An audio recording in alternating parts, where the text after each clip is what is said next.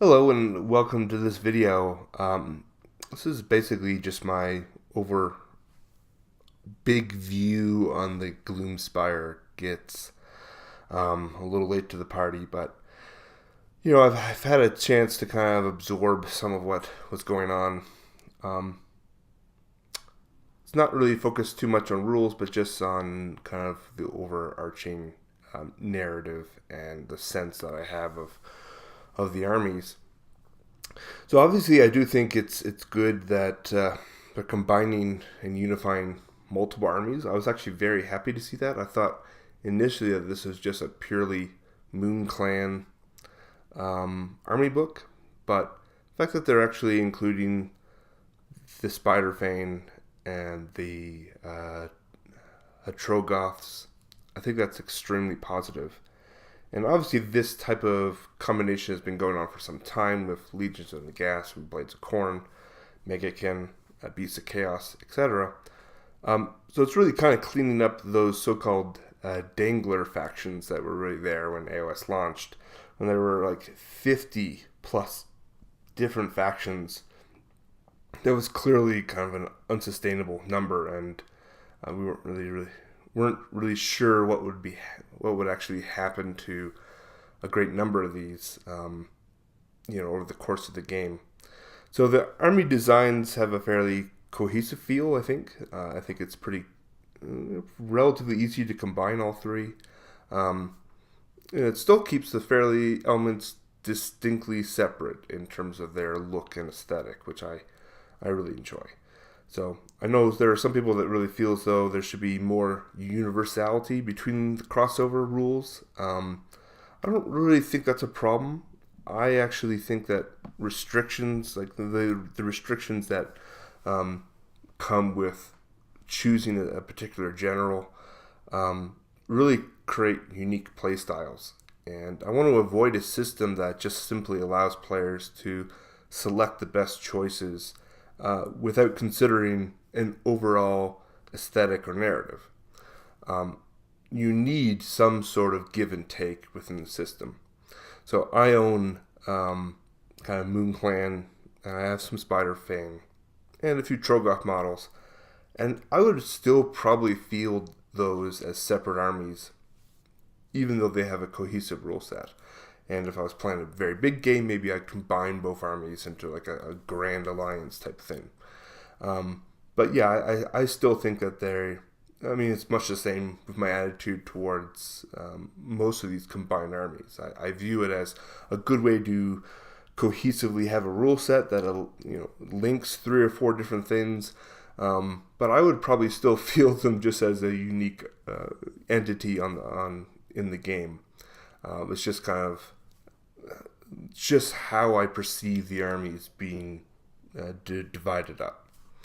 So the Moon Clan and Spider Fang really have been part of AOS since the beginning, but I'm very happy to see that Trogoths have a firm fitting with their own, potentially 5 different units if you include things from Forge World. Very old aesthetic and very unique flavor.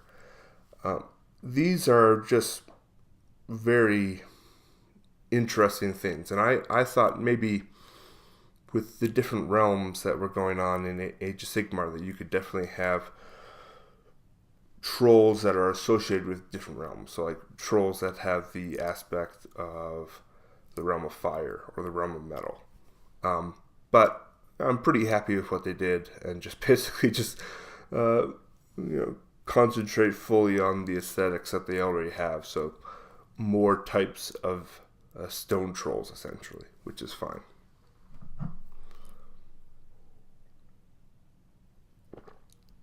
Man, oh man, very dry here in Colorado. All right, so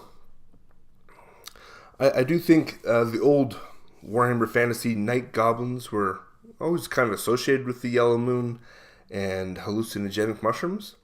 But here they have those symbols and elements really pushed to new extreme heights. So AOS has, I think, the narrative and space to really push more fantastical themes in some sense. and the wackiness of the Moon Clan really fit well into Age of Sigmar. In some ways, maybe a little bit better than they did into Warhammer Fantasy. It's like the craziness of the old Night Goblins ratcheted up to 11. And much like units associated with Slaanesh, GW seems more confident in kind of pushing some aesthetics with very mature tones. I mean, there was a lot of talk about Slaanesh should be really trimmed back and not pushed as far as it was previously. And I don't think that's the case. Certainly the new model that came out in the Wrath and Rapture box is probably one of the more extreme examples of the Slaanesh narrative and aesthetic that they've ever released. And here, I think, let's be honest. I mean, these goblins are essentially just eating loads of magic mushrooms. And Games Workshop's very happy to kind of push that aesthetic in extreme manner. So, in the old rules, there was always a little funny when like a magic caster, like a shaman, would eat a mushroom and then get boosted with magical powers.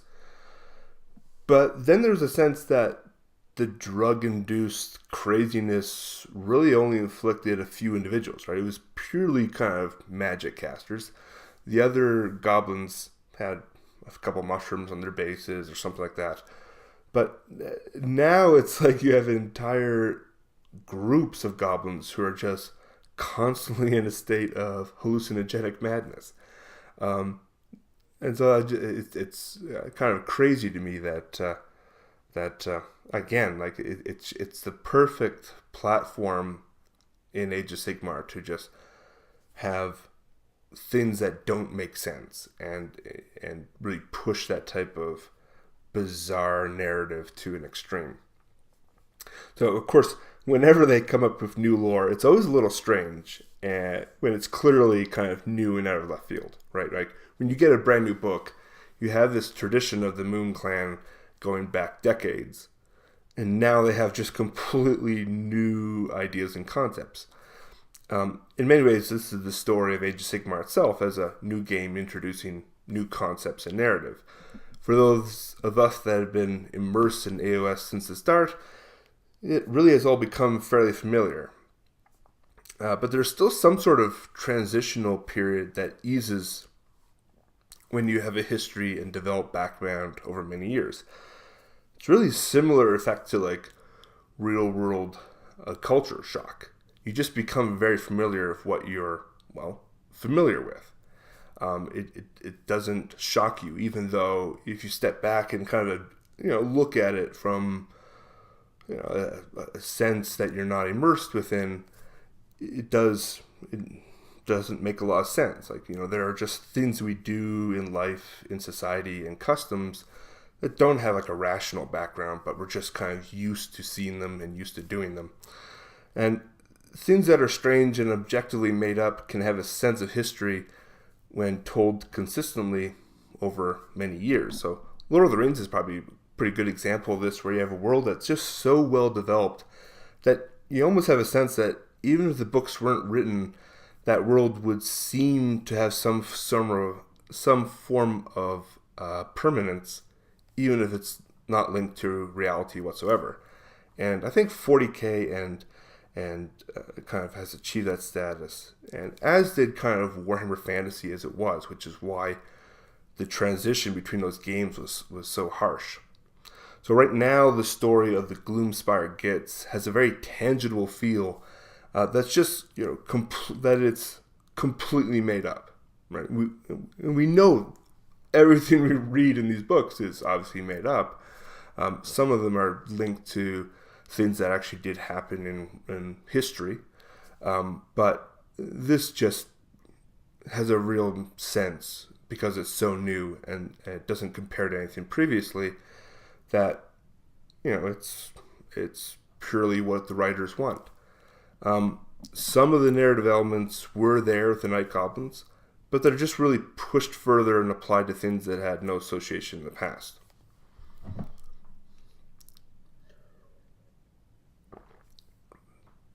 So, for instance, now the Spider Fang, because they're kind of linked as one giant faction, they are also interested in the moon because they believe it's full of spider eggs that will burst and rain eggs on the realms. Now, interestingly, and I just thought that was kind of a leap of lore, right? Like I don't think they had any real association with the moon before. They always worshipped the spider.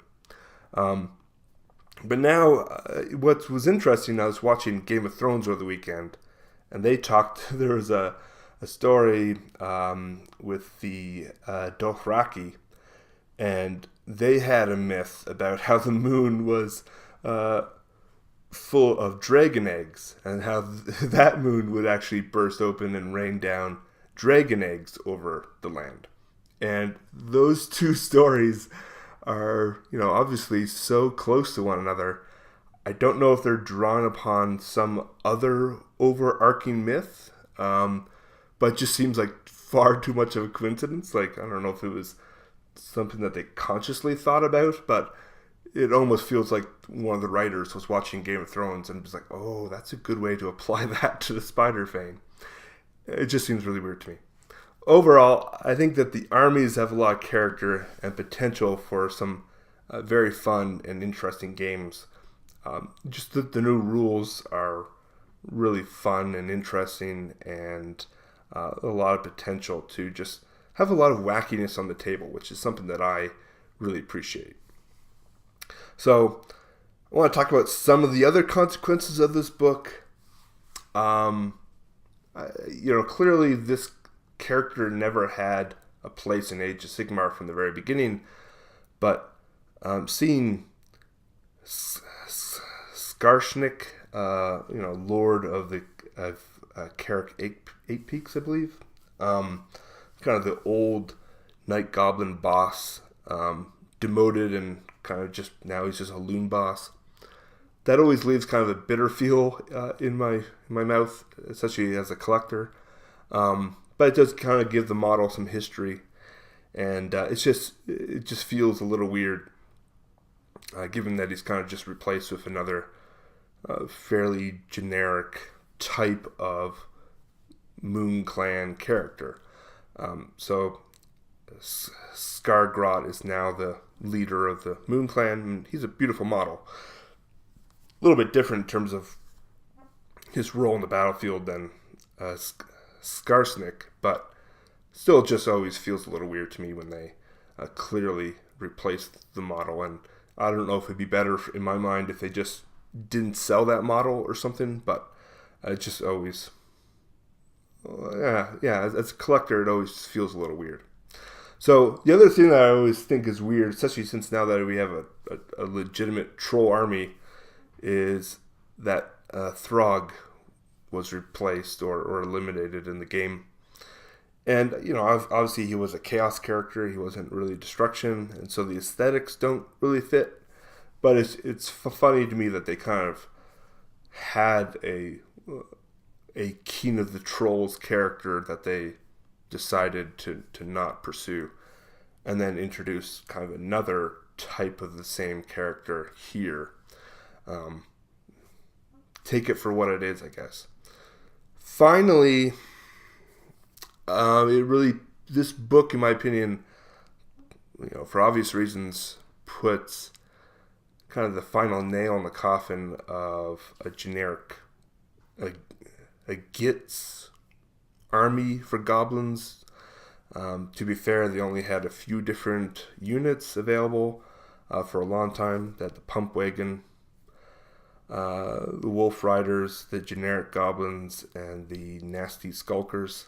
But and again, Age of Sigmar doesn't really do a lot of vanilla armies.